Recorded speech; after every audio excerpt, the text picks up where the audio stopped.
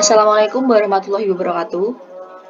Berikut adalah materi teori kelompok yang akan disampaikan oleh kelompok 1 kelas MTJ 313 Perguruan Tinggi PTDI STTD guna untuk memenuhi tugas Kapita Selekta. Berikut ini adalah nama anggota kelompok.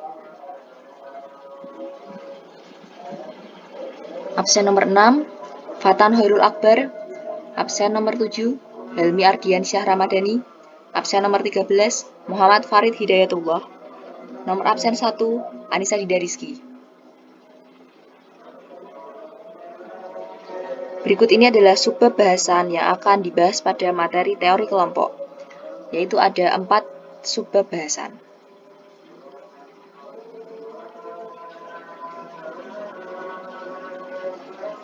Bahasan yang pertama yaitu adalah apa itu definisi dan kepribadian kelompok? Definisi kelompok adalah sekumpulan orang yang mempunyai tujuan bersama yang berinteraksi satu dengan yang lain untuk mencapai tujuan bersama, mengenal satu dengan yang lain, dan memandang mereka sebagai bagian dari kelompok tersebut.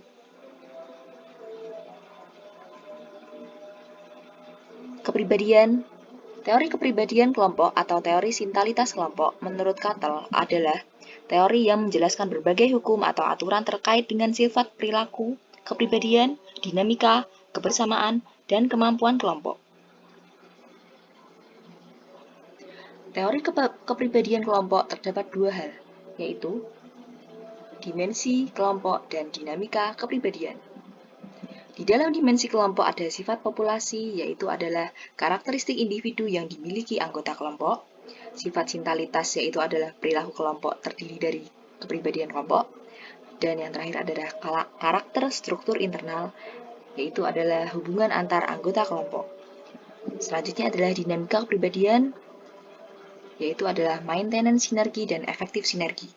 Maintenance sinergi adalah upaya pemeliharaan hubungan untuk memastikan kekompakan kelompok, dan efektif sinergi yaitu adalah kegiatan yang diarahkan pada tujuan kelompok. Materi yang selanjutnya adalah bagaimana proses pembentukan kelompok yang akan disampaikan oleh Fatan Hoirul Akbar. Silakan.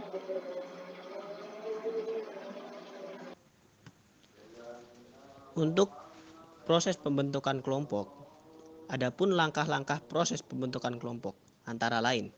1. Interaksi. Interaksi merupakan syarat utama dalam dinamika kelompok, karena dalam interaksi akan ada proses transfer ilmu yang dapat berjalan secara horizontal yang didasarkan atas kebutuhan dan informasi tentang pengetahuan tersebut. Untuk yang kedua, persepsi. Persepsi, pembagian kelompok didasarkan pada tingkat inteligensi yang dilihat dari pencapaian akademis. Untuk yang ketiga, motivasi. Motivasi adalah pembagian kekuatan yang berimbang yang akan memotivasi anggota kelompok untuk berkompetisi secara sehat dalam mencapai tujuan kelompok. Untuk yang keempat, independensi atau kebebasan. Kebebasan merupakan hal penting yang dapat di dalam dinamika kelompok. Untuk yang kelima, organisasi. Organisasi adalah untuk mempermudah koordinasi dan proses kegiatan kelompok. Yang keenam, tujuan. Tujuan adalah untuk dapat menyelesaikan tugas-tugas kelompok ataupun tugas individu-individu. Untuk selanjutnya, next. Faktor-faktor yang mempengaruhi keterpaduan kelompok. Yang pertama, kesamaan nilai dan tujuan. Yang kedua, keberhasilan dalam mencapai tujuan. Yang ketiga, status atau citra kelompok. Yang keempat, kecocokan terhadap norma-norma. Yang kelima, daya tarik pribadi. Yang keenam, persaingan antar kelompok. Yang ketujuh, pengakuan dan penghargaan. Next. Untuk materi subbab yang ketiga akan dijelaskan oleh rekan saya, Helmi Ardiansyah, yaitu apa itu fasilitas dan permasalahan sosial. Teori fasilitas sosial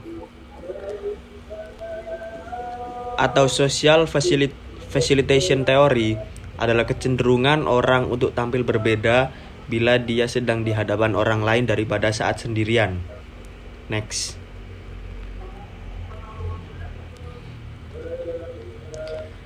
Ada 3 hal yang dapat menjelaskan kenapa kehadiran orang lain dapat meningkatkan atau memperburuk kinerja individu.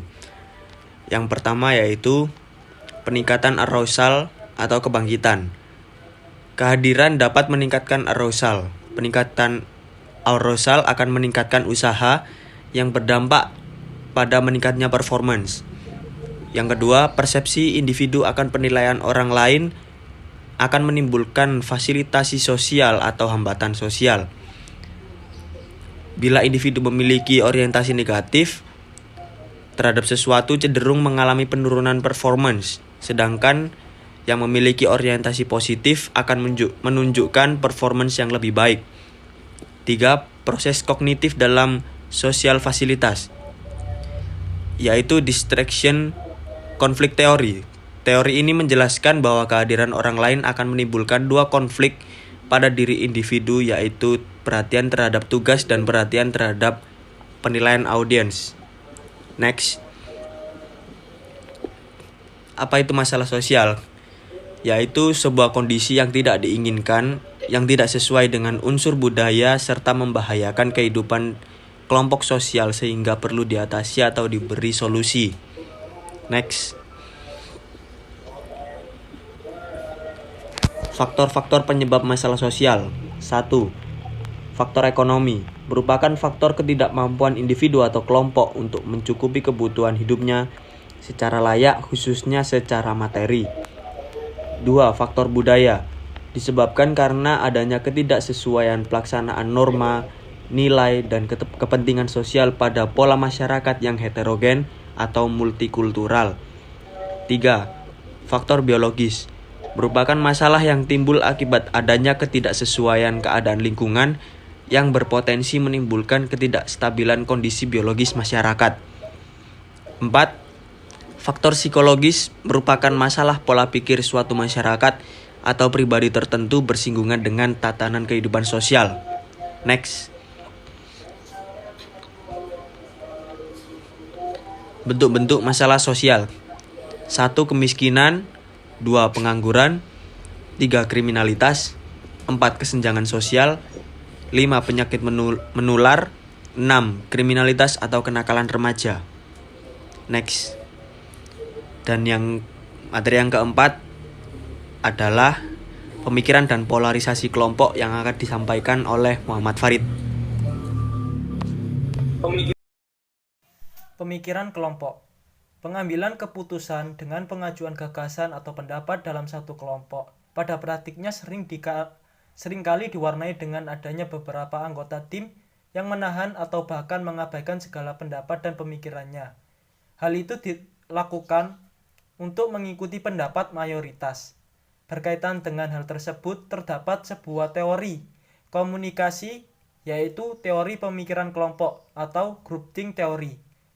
Merupakan sebuah proses pengambilan keputusan yang terjadi pada kelompok sangat kohesif, di mana anggota-anggota berusaha mempertahankan konsensus atau kebutuhan untuk sepakat kelompok sehingga kemampuan kritisnya menjadi tidak efektif lagi.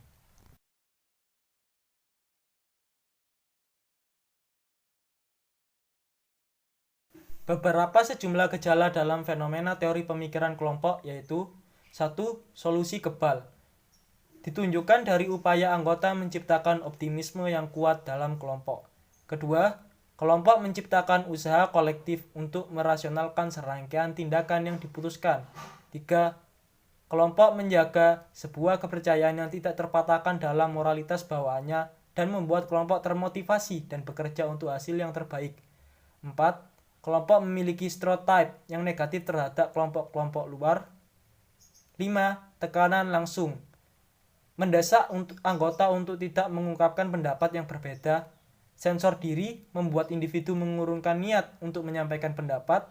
Ilusi mufakat dengan keputusan yang seolah-olah disepakati bersama dan membuat kelompok merapatkan solidaritas. Dan yang terakhir adalah munculnya pikiran waspada atau mind guards untuk melindungi kelompok dari opini atau informasi yang berlawanan dan tindakan yang tidak diinginkan.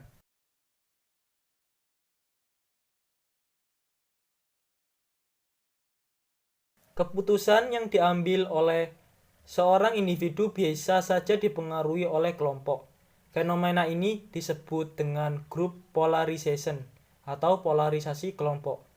Polarisasi kelompok sebagai sebuah proses yang terjadi ketika diskusi kelompok memperkuat pendapat yang ada di dalam kelompok. Seperti molekul yang terpolarisasi, anggota kelompok akan menjadi lebih mengarah ke arah yang sebelumnya sudah mereka pilih.